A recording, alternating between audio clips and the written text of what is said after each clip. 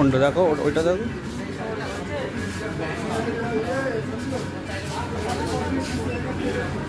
Light হয়ে যাবে বড্ড। হ্যালো বন্ধুরা, কেমন আছো? আশা করি তোমরা সবাই খুব ভালো আছো। আজকে চলে এসেছি একটা নতুন ব্লগ নিয়ে। দেখতেই পাচ্ছ একটা শপিং মলে দাঁড়িয়ে আছি। তো আজকের এসেছি আমার শপিং করতে। আগের দিন করেছিলাম আমার হাজব্যান্ডের শপিং।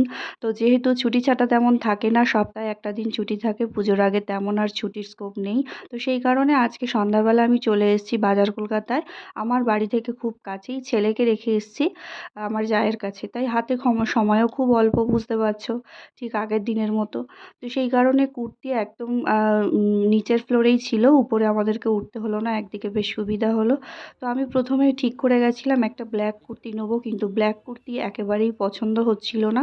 তাও একটা, এই যে আমার হাতে দেখতে পাচ্ছ, এটা আমি নিয়ে রেখেছিলাম, কিন্তু এর কাপড়টা খুব একটা পছন্দ হচ্ছিল না। তারপরে আমি অন্য অন্য সব ট্রাই করছিলাম, কোনটা ভালো লাগে দেখি। সাইজেরও ব্যাপার আছে, যে আমার ডাবল এক্সেল লাগে, তো আমি আরও একটু বড় সাইজ খুঁজছিলাম। এই ব্ল্যাকটা আমার প্রথমে পছন্দ হলো, কিন্তু তারপর মনে হলো বড্ড কেন সিম্পল লাগছে, প্লেন কেমন একটা লাগছে। এই ড্রেসটা আমার খুব পছন্দ হয়েছিল। এটা দুটো কালার ছিল, একটা হচ্ছে অরেঞ্জ আর একটা এই হালকা গ্রিন পেস্তা কালার, যেটা যেটা বলে আর কি। তো এটা আমার পছন্দ হয়েছিল। এটাকে ওয়ান পিস আমি প্রথমে বুঝতে পারিনি, যদিও এটা কুর্তি সালোয়ারের মতো পরা যায় লেগিংস আর ওড়না দিয়ে। তো যাই হোক, সেটা আমি নিলাম না। তো আমি অন্যান্যগুলো ট্রাই করে দেখছিলাম যে দেখা যাক অন্য কোনো ড্রেস পছন্দ হয় কি না। তো এই ড্রেসটা আমার খুবই পছন্দ হয়েছিল, বেশ কমফোর্ট মনে হলো, কাপড়টা ভীষণ সুন্দর, আর দামও বেশ মোটামুটি খারাপ ছিল না, খুব বেশি না খুব কমও না। তো আমি এই ড্রেসটা নেব একদম ঠিক করে নিয়েছি। আর তার সাথে এই পার্পেল ড্রেসটা আমার খুব পছন্দ হয়েছিল।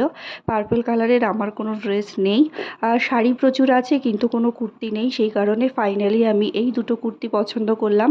আমার ডান হাতেরটা 800 টাকা, আর এই বাঁ হাতেরটা নিয়েছে 699 টাকা। ছেলের শপিংটা অন্যদিন করব, আজকের মতো এখানেই। তারপর ওখান থেকে আমরা বেরিয়ে সোজা চলে গেলাম বাইপাসে, কেননা কিছু খাবার নেওয়ার ছিল। সন্ধ্যাবেলা যেহেতু বেরিয়েছিলাম, টিফিন করে বেরোয়নি, তাই সফির দোকানে আমরা চলে গেলাম, আমাদের পরিচিত বন্ধু বলতে পারো।